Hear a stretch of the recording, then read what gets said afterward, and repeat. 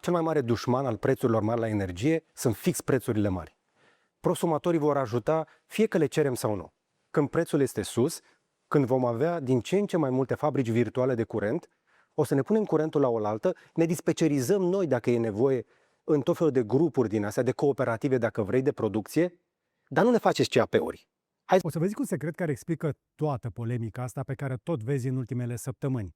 Toți ne certăm în ultima perioadă de la un singur cuvânt care pentru unii ca mine este absolut banal. Ce spanac este un prosumator? Ce este și ce nu este însă un prosumator? Asta o să încerc să te lămuresc în minutele care urmează și dacă ești prosumator și știi deja lucrurile astea, am gândit acest clip ca să înțeleagă toată lumea. Și mi-am pregătit câteva chestii aici pentru că e un pic greu de explicat cuiva care se uită la toată situația și aude autoritățile care, pe de o parte, ne spun că suntem în criză energetică, cer ajutorul prosumatorilor și după câteva zile vin și spun stați un pic că trebuie să le punem un buton prosumatorilor. Pare un nonsens pentru că este. Pentru că aproape toată lumea în ecuația asta nu este suficient de bine informat. Eu am curajul să spun că unii sunt dezinformați și o să-ți demonstrez un pic mai încolo. Așadar, aseară am fost la Digi24 în platou și Claudiu Pândaru mi-a pus niște întrebări bune, într-un interval scurt. George Buhnici e alături de noi. Bun găsit, George.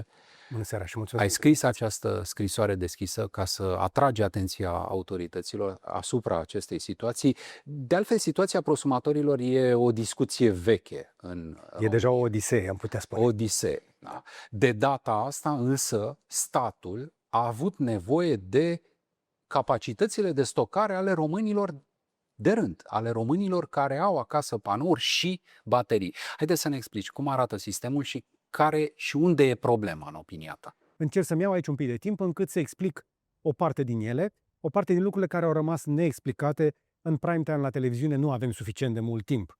Dar o să mai facem discuții de felul ăsta. Așadar, astăzi, cât pot eu de simplu, o să-ți explic încă o dată ce este un prosumator, ce nu este și mai ales care este soluția. Că avem și o oportunitate, ca de obicei, în orice fel de criză. Eu sunt un prosumator. Sunt un român, pe persoană fizică, care nu doar produce curent de pe fotovoltaicele lui, ci și vinde curent care îi prisosește. Îmi vând surplusul. Până acum, vânzarea asta se făcea absolut simplu. O fac marea majoritate a celor peste 350.000 de prosumatori.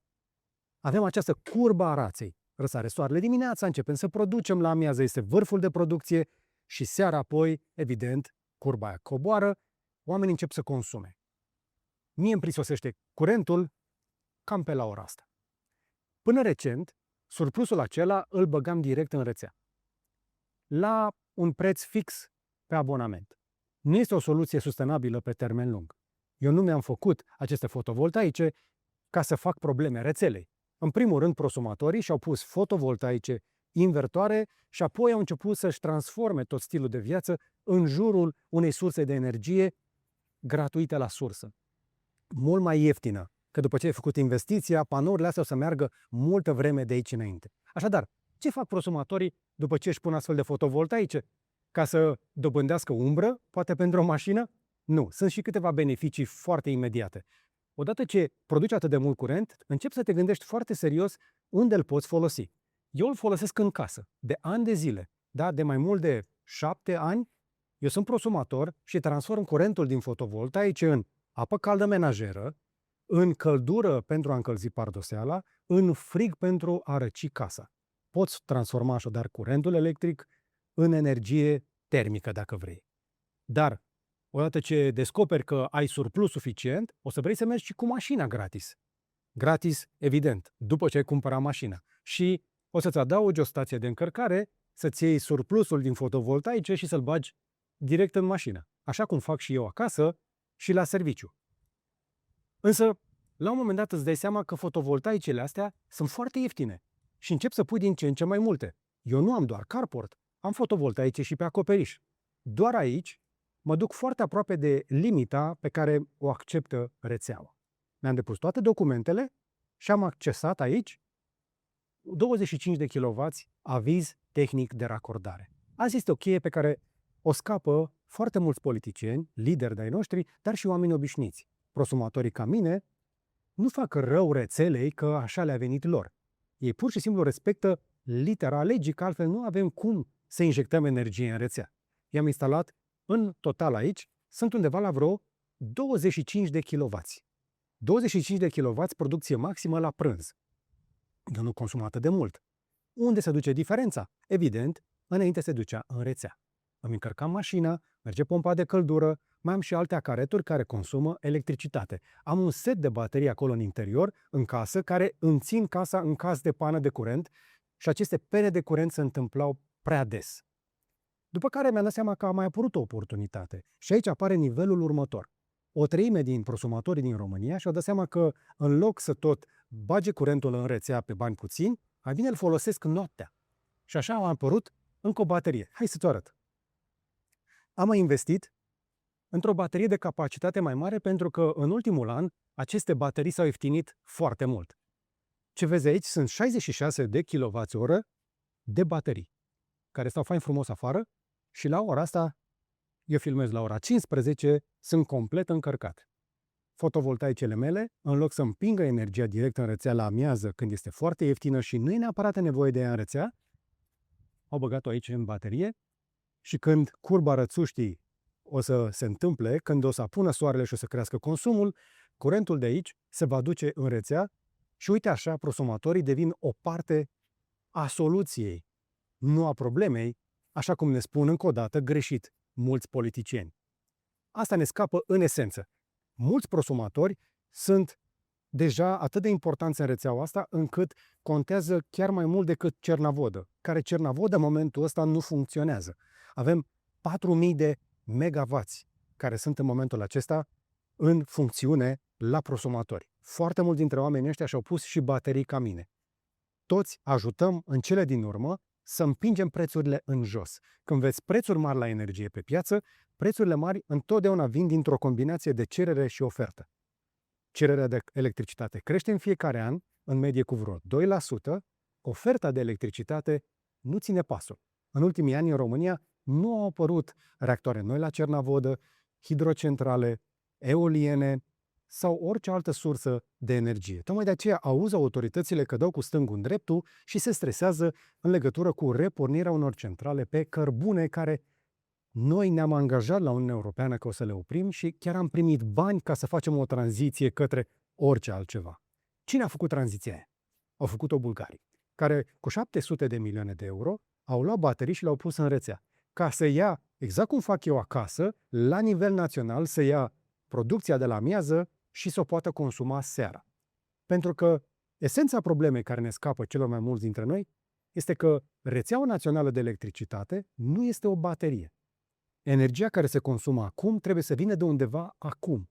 Chiar dacă eu aș injecta energie în rețea, ea trebuie să fie, încă o dată, consumată acum. Fie că este consumată de o fabrică, de un utilizator casnic sau este trasă într-o baterie. Dacă nu sunt destule baterii în România, se va găsi cineva conectat la rețeaua națională a României care să o cumpere la prețul pieței. Asta fac bulgarii. Bulgarii au pur și simplu surplusul nostru și apoi îl vând seara, pentru că noi nu avem acest tampon între producția foarte ieftină de la amiază a prosumatorilor și cererea foarte mare neacoperită de seara, de utilizatorii casnici mai ales. Oameni ca mine și ca tine, care fac duș, aprind televizorul, aprind luminile sau își încarcă mașina sau cine știe ce mai fac ei acasă, pentru că, încă o dată, electricitatea înseamnă civilizație. Civilizația se întâmplă când ajungi acasă și vrei să consumi curent. Curentul ăla trebuie să vină din rețea atunci când ai tu nevoie de ea. Dacă rețeaua nu găsește reactoare de la Cernavodă pornite, hidrocentrale care produc în momentul ăla, sau cine știe ce orice altă sursă de producție, iar soarele nu este pe cer, de unde se ia curentul? Și atunci o să ducă să le ia de la cine îl vinde. Dacă există niște baterii, bateriile vor începe să furnizeze. Dacă nu există destule baterii în România, se vor găsi surse din alte părți. Nu este obligatoriu să luăm doar din bateriile bulgarilor. Noi luăm din bateriile bulgarilor pentru că sunt mai ieftine decât poate curentul din reactoarele nucleare ale ucrainenilor sau poate din cele ale ungurilor sau cine știe ce orice altă capacitate de producție care ar putea să ne vândă nou curentul când ne trebuie nouă în acel moment. E suficient de clar? Cred că e un pic mai ușor de înțeles. Așadar, varianta simplă, oamenii obișnuiți ca mine, persoane fizice, produc prin fotovoltaice bagă surplusul în rețea, unii dintre ei au și baterii. De ce suntem noi o problemă pentru sistemul energetic național? Pentru că la amiază, da, într-adevăr, se produce mult mai mult decât se consumă. Dar noi nu injectăm în rețea de capul nostru. Eu, ca să pot să devin prosumator, am trecut printr-un circuit birocratic foarte dur. Chiar ieri, aici s-a făcut încă o măsurătoare pentru un spor de putere. Eu, deși am 25 de kW instalați aici, nu pot injecta în rețea mai mult decât spune avizul tehnic de racordare. Pot să trag din rețea dacă vreau 25 de kW oricând, dar nu pot să injectez mai mult de 9 kW la momentul înregistrării mele. Pentru că acest aviz era valabil pentru prima mea instalație. Între timp a mai apărut acest carport fotovoltaic și ca să pot să injectez cu până la 25, rețeaua trebuie să știe că de la mine va primi 25 de kW. E valabil pentru toți prosumatorii. Prosumatorii de care tot auziți au acte în regulă, parafate de instituții ale statului, care știu foarte clar cât produc, care este vârful cu care trag și cu cât pot băga înapoi în rețea. Nu băgăm curent de capul nostru, nu dezechilibrăm noi rețeaua de capul nostru. Ok, și totuși, care este problema? Hai să fim onești până la capăt. Într-o zi cu soare ca astăzi, facem record de producție. Pentru că nu poți să-i spui soarelui să răsară mai devreme și mai târziu că acolo ai tu nevoie. El răsare atunci când răsare el. Și atunci producția este evident în această curbă a rățuștii. Ce facem cu ea? Păi va trebui să luăm energia și să o consumăm, dar sunt foarte multe capete de rețea, unde rețeaua este mai ales veche și tot felul de străduțe din astea, capete de grid, de rețea națională, unde au început să apară tot mai mulți prosumatori, ca mine. Oamenii aceia n-au nicio vină că invertoarele lor încearcă să injecteze într-o rețea de joasă tensiune veche. Pentru că rețelele din România au fost făcute pentru iluminat cu bec și frigidere, televizoare, nu au fost pregătite și nu au fost actualizate pentru pompe de căldură, mașini electrice sau centre de date. Ce vorbim noi aici? Și aici apare problema. Pentru că noi avem acte în regulă că putem să tragem și să băgăm în rețea, dar în realitate rețeaua aia nu prea poate să facă față. Și cu toate acestea, autoritățile ne-au dat aceste acte. Incompetența lor acum se traduce într-un dezechilibru în anumite zone ale rețelei. Nu aici la mine în sectorul 1, pentru că oricât surplus aș face eu, vecinii mei de acolo, de la spital, cu siguranță îl pot folosi. Dar sunt tot felul de comunități unde rețelele sunt într-adevăr învechite. De aceea nu m-a surprins când premierul României a repetat în public cuvinte pe care le-am mai auzit de la anumiți furnizori de energie, care au cerut încă de acum câțiva ani acces în invertoarele noastre. În loc să-și facă investițiile în rețea, furnizorii de energie ar prefera ca în momente în care tensiunea crește prea mult sau se modifică frecvența curentului, chestii destul de tehnice, să poată pur și simplu să oprească invertoarele noastre în loc să extragă curentul și să-l ducă acolo unde trebuie. În loc să facem investiții în rețele de medie și de înaltă tensiune, în transformatoare noi sau baterii distribuite prin România, răspunsul nostru este: tu produci, tu nu produci. Ăsta este socialismul despre care vorbesc eu. Chestia asta nu este liberală. Într-o democrație liberală, chestiile astea făcute pe banii mei, nu te atingi de ele. Acum, dacă am înțeles care e toată treaba asta cu prosumatorii, hai să explicăm pe românește ce este toată treaba asta cu dispecerizarea. Nu am ambiția că este o prezentare tehnică, încă o dată este pentru noi ceilalți. Și am gândit o metaforă. Gândește-te la dispecerizare ca un turn de control. Cei de la Transelectrica trebuie să se asigure că rețeaua nu se oprește. Cum fac asta? Ei lucrează în primul rând cu centrale mari, licențiate, care sunt plătite, mare atenție, pentru serviciul acesta pe piața de echilibrare mai ales. Asta înseamnă că ei pot să spună cuiva: tu produci, tu nu produci, tu extragi sau te oprești. Indiferent ce decizie ia dispecerul, acești actori din piața de echilibrare o să răspundă pe loc. Și pentru că sunt profesioniști pe această piață, sunt plătiți ca atare. 1 kWh de pe piața de echilibrare poate să valoreze cu multe sute de procente mai mult decât ce vedem eu sau tu pe factură sau pe bursă la prețul obișnuit. Deci, dispecerizarea este importantă și deja rețeaua are instrumente pentru a decide cât bagă și cât scoate ca să nu-i fluctueze prea mult tensiunea și să nu afecteze frecvența.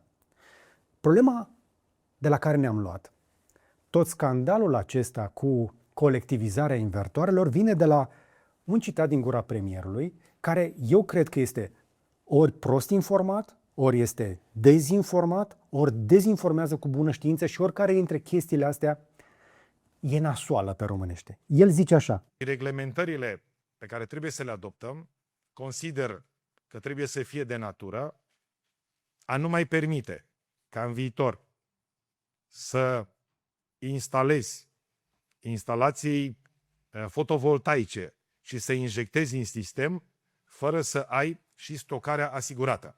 Iar apoi mai spune: E nevoie ca aceste baterii și invertoarele aferente să intre într-o formulă de dispecerizare care să permită furnizorilor și operatorilor de energie să își folosească cât mai bine capacitățile, să aibă cheltuieli cât mai mici și să nu socializeze costurile, pentru că asta înseamnă că orice cost care este generat de dezechilibre, într-o formă directă sau indirectă, se mută în facturile pe care cetățenii le plătesc și asta este o formă pentru a scădea valoarea facturii. formulă de dispecerizare. Păi stai puțin. Cum adică? Asta înseamnă că dintr-o dată prosumatorii vor fi la discreția unui dispatcher care să poată să spună tu produci, tu nu produci, dar fără beneficiile actorilor din piața de echilibrare. De aceea îi spun eu colectivizare. De aceea cred că este neliberal să vii să le cer unor oameni care nu au toate drepturile acestor jucători, care se îmbogățesc, fac bani foarte mulți din piața de energie, că de-aia le spunem: băieții deștepți. O să merg chiar mai departe și o să spun că tentația aceasta de a dispeceriza prosumatorii este aproape perversă, pentru că prosumatorii care și-au făcut investițiile din banii lor, mulți dintre ei așteaptă deja să-și încaseze banii ăia puțin pe energie injectate din ultimii 2 ani. Furnizorii iau energia noastră, o revând vecinilor noștri cu adaosuri de multe ori de 100%, după care se folosesc de maximul termenului legal până când să ne plătească nouă energia injectată. Fun fact: eu încă nu am luat bani de la PPC. Și tocmai de aceea am decis, spre exemplu, că aici, la Cavaleria Hub în București, să intru într-o comunitate de energie, care, după prima lună, mi-a dat deja o factură cu minus. Au bani să-mi dea. Sunt prosumator aici și la PPC, care încă nu mi-a dat niciun leu din energia băgată în rețea. De ce spun despre PPC? Pentru că eu am colaborat cu ei în 2019 pentru a deveni primul prosumator persoană fizică din România. Hai că a venit momentul. Devin un pic serios? Nu, pentru că mă bucur. Pentru că așteptăm de foarte multă vreme chestia asta. Momentul ăla de piele de găină, pentru că în sfârșit putem spune: A răsărit soarele peste panourile mele. A răsărit soarele în viața mea. Începând de astăzi, nimic nu va mai fi la fel. De azi înainte sunt prosumator.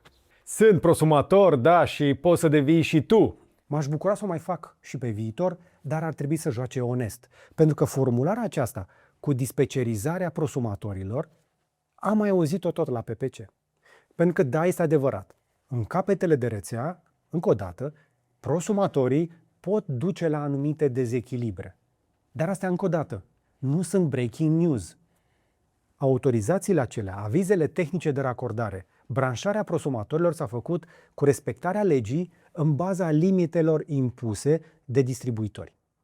Noi nu băgăm în rețea încă o dată mai mult decât ne este dat voie prin lege. Și atunci, de ce vii și tot tu, stat, îmi spui după ce mi-ai dat voie că acum o să-mi interzici? Aici apare problema și tocmai chestia asta și vrut să o lămuresc într-o discuție față în față cu premierul României, care este și interimar la energie. Un interimat un pic prea lung, un pic în afara Constituției, dar nu am făcut acest material ca să le dau și mai multe argumente detractorilor și celor din așa zisa opoziție. Pentru că sunt convins că cei de la PSD o să se bucure că premierul Bolojan este atacat, iată, și de pro-europeni. Sau cum ni se mai spune zilele acestea. Nu e vorba despre chestia asta, pentru că inclusiv în mandatele PSD-știlor s-au întâmplat chestiile astea. Am ceva și cu cei de la USR care controlează, apropo, fondurile de la mediu. Pentru că problema nu are o singură soluție. Oportunitatea în toată această gâlceavă este foarte clară. Trebuie să instalăm mai multe baterii. Există bani pentru baterii. Există baterii care așteaptă să intre în funcțiune. Toate fluxurile de autorizare sunt controlate de birocrați și de angajați puși acolo cu sinecuri. Avem prea mulți oameni politici și prea puțini oameni competenți în acest sistem. Tocmai de aceea, sistemul e problema, nu prosumatorii sunt problema sistemului. Deci ce nu sunt prosumatorii? Prosumatorii nu sunt roata de rezervă a sistemului energetic național. Nu sunt bateria de rezervă a nimănui. Sunt oameni ca mine și ca tine, care cu banii lor și-au câștigat independența energetică. Și dacă nu vor fi tratați cu respect, se vor adresa tuturor instanțelor, însă mai au o metodă. V-ați gândit vreodată ce s-ar putea întâmpla dacă prosumatorii din România ar decide că pur și simplu nici măcar nu mai injectează energie în rețea? Facem și noi ca agricultorii și în loc să vindem laptele prea ieftin, îi dăm drumul pe câmp. Ce s-ar întâmpla cu rețeaua națională dacă prosumatorii pe care guvernul ar vrea să-i dispecerizeze în sistem colectivist ar decide că își închid ei robinetul și nu mai bagă deloc curent în rețea? Tot mai mulți dintre prosumatori își instalează baterii. Bateriile devin mai accesibile ca niciodată. Dacă te uiți la facturile tale de curent pentru următorii 4, 5, 6 ani, investiția într-o baterie devine no-brainer.